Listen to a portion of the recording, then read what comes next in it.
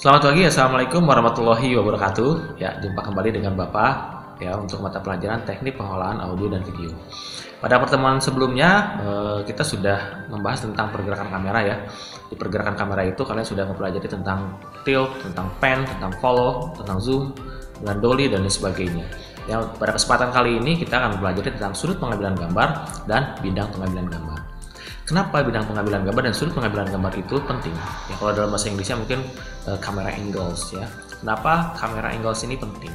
Yang pertama adalah perspektif. Ya, dengan menerapkan teknik pengambilan gambar, ya kita bisa mengambil gambar dari beberapa perspektif. Ya.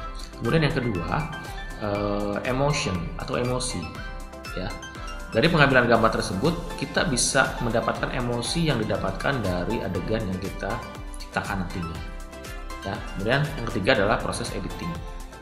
Ya, dengan adanya teknik pengambilan gambar, baik itu sudut, bidang, ataupun pergerakan kamera, kita akan lebih mudah dalam mengedit gambar sesuai dengan skenario yang telah dibuat. Ya, walaupun sebetulnya dalam proses pengeditan tersebut bisa juga dibuatkan fake camera angle. Artinya sudut pengambilan gambar yang kita buat sendiri menggunakan tahapan editing. Ya. Tapi yang diharapkan dalam pembelajaran ini adalah kalian menggunakan atau menerapkan teknik pengambilan gambar bukan dari proses editing, tapi dari proses pengambilan gambar itu sendiri. Ya, banyak sekali istilah pengambilan gambar itu, ya sudut pengambilan gambar maupun bidang pengambilan gambar. Tapi ada beberapa yang populer yang cukup dikenal oleh masyarakat atau cukup dikenal oleh dunia perfilman. Ya, diantaranya yang pertama yaitu bird eye atau bird eye view. Ya, dilihat dari kata bird eye tersebut, bird itu artinya burung. Ya, eye itu artinya mata burung. Jadi kamera itu seolah-olah menjadi sebuah mata burung. Burung itu kan biasanya di atas ya. Jadi kamera itu seolah-olah di atas ya, dia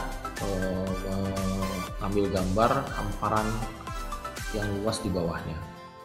Ya, objeknya terlihat kecil-kecil biasanya seperti itu. Kemudian ada lagi istilah high angle ya. Posisi kamera berada di atas objek yang dibidik. Ya, makna dari pengambilan gambar dengan teknik ini adalah memberikan kesan kesendirian atau terkucilkan.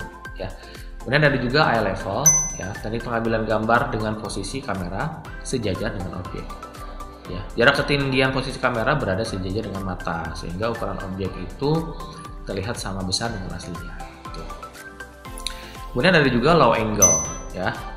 Kalau low angle ini kebalikan dari high angle, yaitu posisi kamera pada teknik pengambilan gambar ini berada di bawah objek. Ya, kamera dalam posisi tilt up, yaitu posisi menengadah ke atas, yang mengarah kepada objek. Kesan yang ditimbulkan ya pada teknik ini adalah kesan kekuasaan yang mendominasi. Kemudian ada juga frog eye atau frog angle, teknik pengambilan gambar yang berlawanan dengan bird eye. Ya, teknik pengambilan gambar dengan sudut pengambilan dari bawah objek. Ya, posisi kamera sejajar dengan lantai sebagai alas kedudukan objek, memberi kesan objek menjadi sangat besar dan terkesan menakutkan. Ya. Kemudian selanjutnya yaitu bidang pengambilan gambar atau ukuran frame. Frame size adalah ukuran frame yang merupakan perbandingan antara objek yang direkam dengan frame atau bingkai pada layar. Ya. Beberapa istilah yang populer dari ukuran frame ini, yang pertama adalah extreme long shot atau ELS kalau disingkatnya. Apa itu ELS? Ya, ELS adalah ukuran frame dengan posisi objek sangat jauh dari kamera, sehingga seluruh bagian setelah objek lainnya terlihat sangat kecil dibandingkan dengan latar belakangnya. Kemudian long shot, ya, long shot lebih dekat dibandingkan ELS, tapi memiliki latar belakang yang lebih dominan. Ya. Kemudian selanjutnya adalah medium long shot, ukuran perbandingan gambar dengan memperlihatkan gambar yang lebih dekat daripada long shot. Ya, jika objeknya manusia, maka ukuran gambarnya diperlihatkan dari atas lutut hingga atas kepala. Kemudian ada medium shot atau MS, ya, ukuran perbandingan layar diperlihatkan dengan memperlihatkan manusia ditampilkan lebih besar, yaitu dari atas pinggang hingga atas kepala. Tetapi latar belakang masih sebanding dengan ukuran objek utama. Ini kalau misalkan objek itu manusia ya. Tapi kalau objeknya bukan manusia ya diperkirakan dengan ukuran yang seperti itu. Kemudian ada juga medium close up atau MCU. Nah, perbandingan ukuran layar menempatkan subjek utama begitu dekat dengan memperlihatkan manusia dari bagian dada hingga atas kepala. dan perbandingan dengan latar belakang yang sebanding dengan objek utama. Kemudian ada close up ya, atau CU. Shot dengan perbandingan layar memperlihatkan manusia hanya bagian antara bahu hingga wajahnya saja, selebar ukuran layar.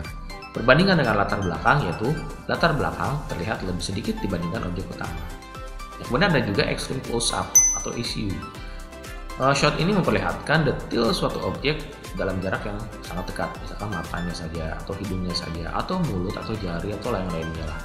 Biasanya digunakan untuk menunjukkan benda, aktivitas penting pada penonton. Ada lagi istilahnya two shot ya. Dalam satu shot terdapat dua subjek yang saling berinteraksi. Ada juga istilah lainnya, ada juga over shoulder shot atau OSS ya. Shot yang diambil dari belakang bahu lawan mainnya. Kemudian ada juga point of view atau POV ya, shot yang diambil dari perspektif subjek ya. Itu mungkin istilah-istilah yang biasanya populer ya di kalangan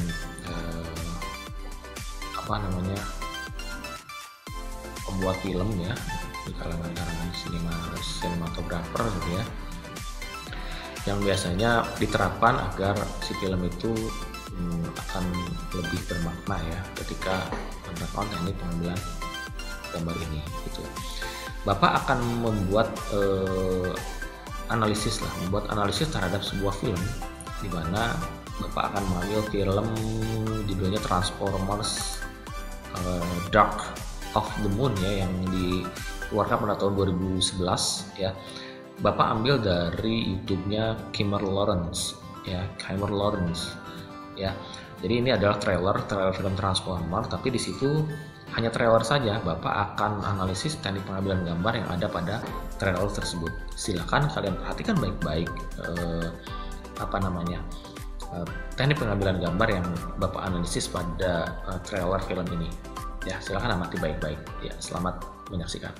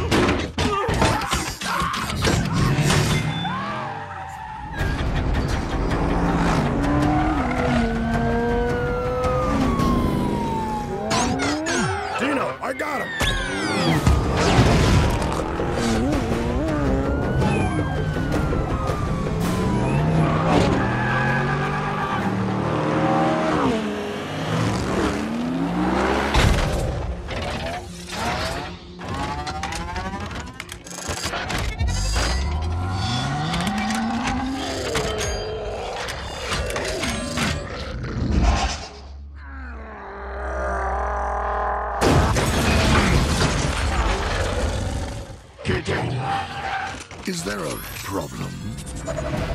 Whoa, little Mexican standoff we got here. Weapons down. And we'll let you escape with your dignity.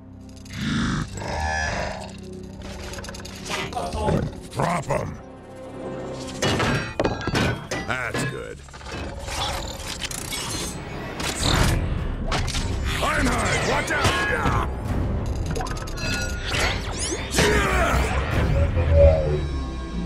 Ironhide, cut!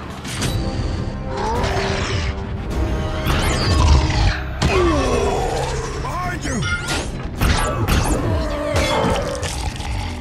Decepticon punk.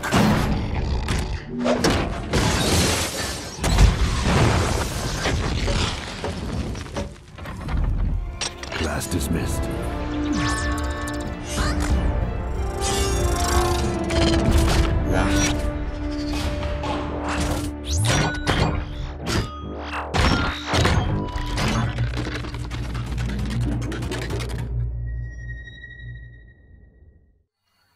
Ya, bagaimana? Sudah paham semuanya ya?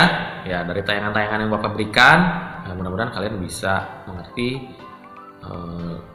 tentang berbagai macam sudut dan bidang pengambilan gambar.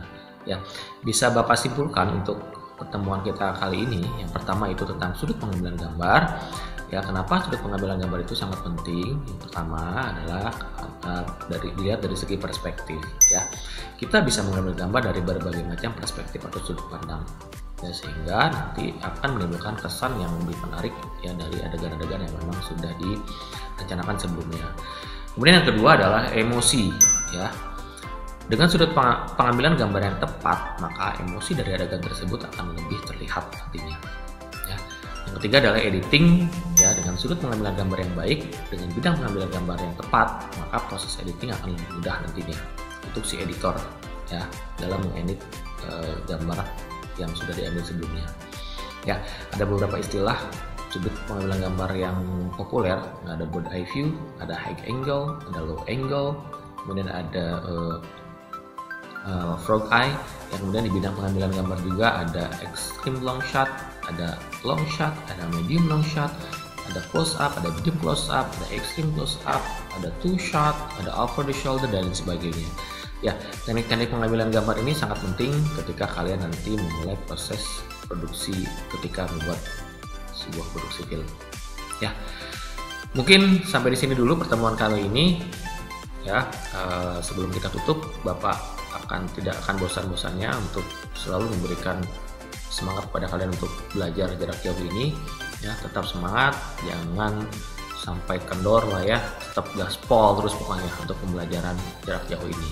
Ya, kemudian juga jangan lupa selalu terapkan protokol kesehatan dimanapun kalian berada, karena kita masih dalam masa pandemi COVID-19 yang mudah-mudahan semuanya cepat lebih baik lagi ya, lekas pulih kembali sehingga kita mungkin suatu saat nanti bisa kembali bertatap muka, bukan secara virtual tapi bertatap muka, benar-benar bertatap muka ya.